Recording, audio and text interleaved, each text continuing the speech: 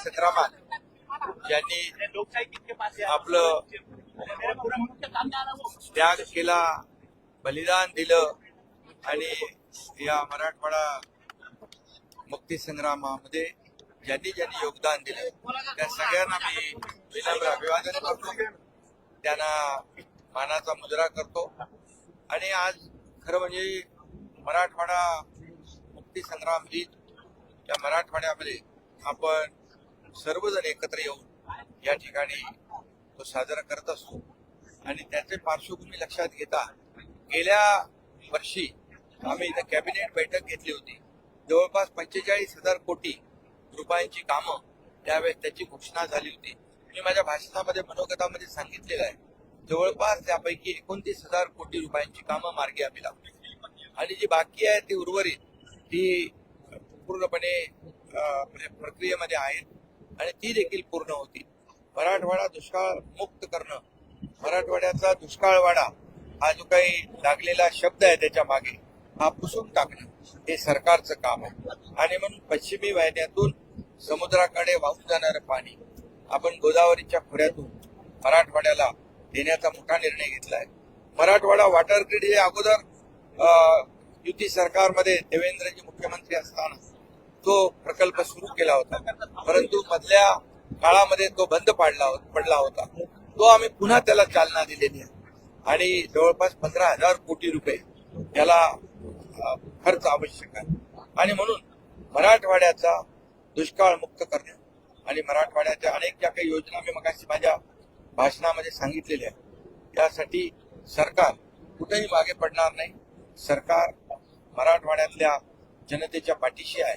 त्यामुळे मी आपल्याला एवढंच सांगतो की ज्या युद्ध पातळीने 2 वर्षामध्ये 2.25 वर्षामध्ये आज आम्ही निर्णय घेतले मराठवाड्याच्या विकासासाठी, त्याचबरोबर राज्यातल्या जनतेच्या विकासासाठी. आज आपण पाहिलं की नागपूर मुंबई समृद्धी महामार्ग तो कंप्लीट झाला.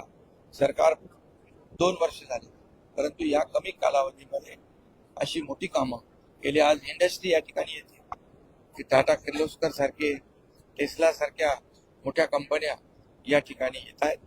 या मराठवाड्यातल्या तरुणांना रोजगार देण्याचं काम आपण करतोय आणि मराठवाड्याला मोठ्या प्रमाणावर या ठिकाणी त्यांच्या अनेक मागण्या आहेत. उद्योगामध्ये IT पार्क आणणं, उद्योगामध्ये नवीन जे काय इलेक्ट्रिक व्हेकल त्याचे प्रकल्प आणणं, या सगळ्या जे काही प्रकल्प आहेत, सोलरचे प्रकल्प आणणं, यासाठी सरकार कटिबद्ध आहे. आणि म्हणून मोठ्या प्रमाणावर इन्व्हेस्टमेंट मराठवाड्यात देखील होते. एकूण इन्व्हेस्टमेंटच्या 52% इन्व्हेस्टमेंट आपल्या राज्यामध्ये आहे. देशाच्या एकूण परदेशी गुंतवणुकीच्या 52% आपल्या राज्याची इन्व्हेस्टमेंट आहे. ही मोठी गोष्ट आहे. आपलं राज्य GDP पुढे आहे, आपलं राज्य इन्फ्रास्ट्रक्चरमध्ये पुढे आहे आणि आपलं राज्याला स्वच्छताचा नंबर 1 मिळाला. आणि म्हणून मराठवाड्यामध्ये देखील आज मुख्यमंत्री माझी लाडकी बहीण योजना आपण केली, ज्याचा फायदा माझ्या गरीब बहिणींना मिळेल. मुख्यमंत्री युवा प्रशिक्षण योजना केली. आता जवळपास मला इथे तरुण भेटले, त्यांना अपॉइंटमेंट लेटर दिलेले आहे. त्यांना 8,000 10,000 रुपये महिन्याला मिळणार आहे. त्यांचं स्किलिंग होईल, त्यांना ट्रेनिंग होईल आणि त्याचाही फायदा स्किल मॅन पॉवर मध्ये येणाऱ्या उद्योजकांना होईल. त्याचबरोबर मुख्यमंत्री अन्नपूर्णा योजना आम्ही केली, 3 गॅस सिलेंडर देण्याचा तोही निर्णय आम्ही घेतला. शेतकऱ्यांसाठी देखील 7.5 HP चं जे मोटर पंपाने शेती करणार त्यांना वीज बिल माफ केलंय. आज 1 रुपयामध्ये पीक विमा योजना आपण दिली. 6,000 केंद्राचे 6,000 आपले शेतकऱ्यांच्या पाठीशी आपण उभं राहिलो. आणि त्याचबरोबर आज शेतकऱ्यांना जे काय आजपर्यंत अतिवृष्टी, अवकाळी, गारपीट 16,000 कोटी रुपये आपण मदत दिली. त्यामध्ये नियम निकष सगळे बाजूला ठेवले आणि एकूण सगळ्या योजनांमध्ये शेतकऱ्यांसाठी 45,000 कोटी रुपयाचं आपण त्यांना मान्यता दिली, त्याचा त्यांना फायदा होतो. आणि म्हणून मराठवाड्यामध्ये जे आज अनेक देखील ज्या कारखाने आहेत त्यांच्याशी बरोबर आपण MOU साईन करतोय. जर्मनी सारख्या देशाशी आपला MOU साईन झालाय आणि या मराठवाड्यातल्या युवकांना, युवतींना याचा फायदा कसा होईल याचा आपला प्रयत्न आहे. मुलींना हायर एज्युकेशन, उच्च शिक्षण 12वी नंतरचं देण्याचा देखील आपण निर्णय घेतलाय. हा ऐतिहासिक निर्णय, याचा देखील मराठवाड्यातल्या मुलींना फायदा होतो. आणि म्हणून एकंदर हे राज्य जे आहे हे राज्य सर्वसामान्यांचा उत्कर्ष करणारं राज्य, सर्वसामान्यांच्या आयुष्यामध्ये चांगले दिवस आणणारं राज्य. आणि म्हणून एकीकडे डेव्हलपमेंट म्हणजे विकास, दुसरीकडे उद्योग आणणे आणि तिसरीकडे कल्याणकारी योजना याची सांगड घालण्याचा आम्ही प्रयत्न केलेला आहे. त्यामुळे मला वाटतं आज आपल्यालाही माहित आहे की मुख्यमंत्री माझी लाडकी बहीण योजना अतिशय यशस्वी झाली आहे. आतापर्यंतच्या इतर राज्यामध्ये 1,59,00,000 माझ्या बहिणींना खात्यामध्ये डायरेक्ट पैसे गेलेले आहेत 3,000 प्रमाणे. आता आमच्या समोर 40 ते 50 लाख अजून माझ्या बहिणींचे अर्ज आहेत आणि 2.5 कोटीचं टार्गेट आमचं आहे. 30 सप्टेंबर पर्यंत याला आपण मुदतवाढ दिलेली आहे.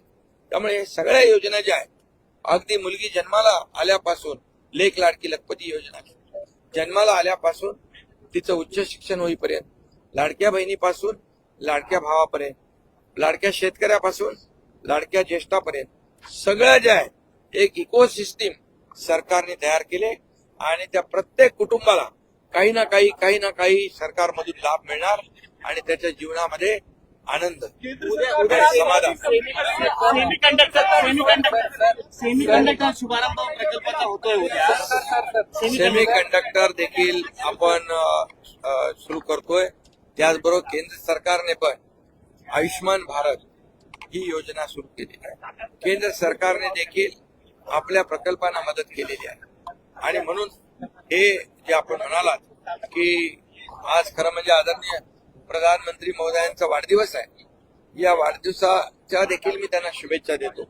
खरं म्हणजे गेल्या 10 वर्षामध्ये त्यांनी या देशात केलेलं काम, या देशाला आर्थिक उंचीवर नेण्याचं काम, देशभरामध्ये जगभरामध्ये आपल्या देशाचं नाव लौकिक वाढवण्याचं काम केलंय. आणि जर आपण कामाची यादी मी आता बोलू इच्छित नाही, परंतु जे 50-60 वर्षामध्ये जे झालं नाही ते या 10 वर्षामध्ये मागचं झालेलं आहे. आणि त्यामुळे केंद्र आणि राज्य सरकार मिळून या राज्याचा विकास आपण करतोय. अनेक मेट्रोला आपण केंद्राने अनुदान दिलंय. आता मराठवाडा वॉटर ग्रीड असेल, त्याचबरोबर सोयाबीन आणि कापूस आणि कांदा यासाठी देखील आपण निर्णय घेतलाय. सोयाबीन आणि कापूस 5,000 रुपये हेक्टरी आपण त्यांना देण्याचा निर्णय घेतलाय. आणि म्हणून हे सगळं जे आहे शेतकऱ्यांच्या हिताचे जे जे काही निर्णय आहेत ते आपलं सरकार घेणार आहे. आणि दुसरी गोष्ट, आज यावर्षी पाऊस चांगला पडलेला आहे, सगळीकडे समृद्धी आहे, शेतकरी आनंदित आहेत, पिकं चांगली यावीत आणि शेतकऱ्यांचा आनंद डबल व्हावा. कारण जेव्हा सोयाबीन आणि कापूस मार्केटमध्ये येईल त्यावेळी त्याला भाव चांगला मिळालेला आहे. कांदे पिकवणारा कांदा उत्पादक शेतकरी याला देखील न्याय देण्याचं काम आम्ही करू. हैदराबाद गॅजेट लागू करणं आणि सगळ्या सोयऱ्याचा चेअर यामुळे मराठा आरक्षणाचा गुंता या बाबतीमध्ये देखील आमचं काम सुरू आहे. जे आम्ही बोलतो ते करतो. आमची भूमिका डबल भूमिका नाही, दुटप्पी भूमिका सरकारने कधीच घेतली नाही. सुरुवातीला जस्टिस शिंदे कमिटी केली, कुणबी प्रमाणपत्र मिळत नव्हते, आज कुणबी प्रमाणपत्र मिळू लागले. हे एक मोठं यश आहे. त्याचबरोबर आम्ही म्हणालो मराठा समाजाला आरक्षण, इतर समाजाचं ओबीसीचं कुठलाही धक्का न लावता आम्ही देणार. विशेष अधिवेशन घेतलं, 10% आरक्षण आम्ही दिलं कोर्टामध्ये. आज कोण त्याच्या विरोधामध्ये गेलंय आपण तपासून बघा. त्यामुळे हे जे काही सगळे सोयरे विषय आहे, गॅजेटचा विषय, याच्यावर justice Shinde committee, Sukri committee ही काम करते आहे. काही आक्षेप आलेले आहे आणि त्याच्यावर जे आम्ही कुठल्याही परिस्थितीमध्ये कुणालाही आम्ही फसवणार नाही, कुणाची दिशाभूल करणार नाही, कोटात एक आम्ही करणार नाही. दिलेला शब्द आम्ही पाळणार आहे. आणि म्हणून जे देऊ ते कायद्याच्या चौकटीत बसणार,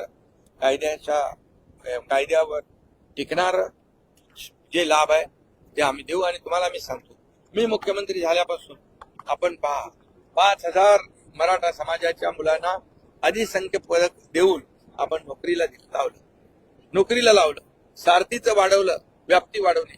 अण्णासाहेब पाटील मधून आर्थिक विकास 1,00,000 लोकांना आपण बिनव्याजी कर्ज दिलं. हे सगळं जे आहे ते मराठा समाजाला न्याय देण्यासाठी आपण करतोय.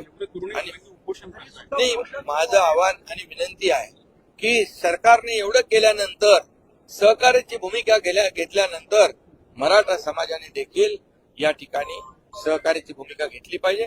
ज्यांनी आतापर्यंत काहीच दिलं नाही, ज्यांच्या हातात संधी होती 94 असेल, इतर वेळेला देखील असेल, पण त्यांनी न देता फक्त मराठा समाजाचा वापर करून घेतला. त्यांना पण आपण काही जाब विचारणार की नाही. आणि म्हणून त्यांची देखील भूमिका स्पष्ट असली पाहिजे. आणि म्हणून आमची भूमिका स्पष्ट आहे, मराठा समाजाला न्याय देण्याची, इतर समाजावर कुठले अन्याय न करता. पीक विम्यामध्ये कोणीही गफलत केली, एजंटनी काही गडबड केली, त्याला डायरेक्ट जेलमध्ये टाकण्याचे आदेश दिलेले आहेत. त्याच्यावर FIR दर्ज करून त्याला जेलमध्ये, जो शेतकऱ्यांच्या जीवाशी खेळेल त्याला हे सरकार सोडणार नाही, त्याला जेलचा रस्ता दाखवेल.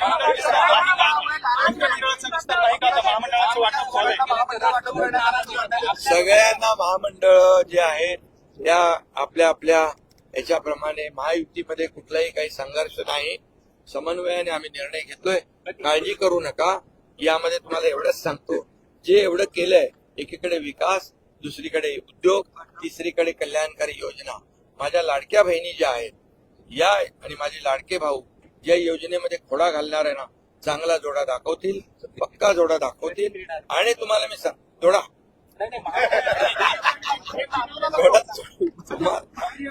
तुम्हाला नाही, जोडा जे खोडा घालणार आहेत. आणि म्हणून अरे तुम्ही कोर्टात जाता रद्द व्हावी म्हणून, तुम्ही त्या योजनेला बदनाम करता, महिलांना विकत घेता, महिलांना काय आपलं लाच देता, आम्ही दाखवता. अशा प्रकारच्या माझ्या लाडक्या बहिणींचा अपमान करताना थोडी जनाची नाही मनाची तरी वाटली पाहिजे. म्हणून माझ्या लाडक्या बहिणी, लाडके भाऊ आणि लाडके शेतकरी सगळे व्यवस्थित अगदी लक्ष ठेवून जागा वाटपाचं देखील काम सुरू आहे, बोलणं सुरू आहे, समन्वयाने सुरू आहे. चिंता करू नका, सगळे समन्वयाने महायुतीचे बोलणी सुरू आहेत. आणि महायुती, मी आपल्याला सांगतो की जे आम्ही काम केलेलं आहे या कामाच्या पोचपावतीवर आणि विरोधकांनी केलेल्या विरोधावर आणि त्याचबरोबर 2.5 वर्षात विरोधकांनी केलेलं काम, महाविकास आघाडीचं काम आणि 2 वर्षातलं महायुतीचं काम याची तुलना करून या ठिकाणी आतापर्यंत एवढे निर्णय कधी इतिहासात घेतले नव्हते. या कामाची पोचपावती आम्हाला येणाऱ्या विधानसभेच्या निवडणुकीत जनता जनार्दन देईल आणि महायुती पुन्हा या राज्यामध्ये सत्तेमध्ये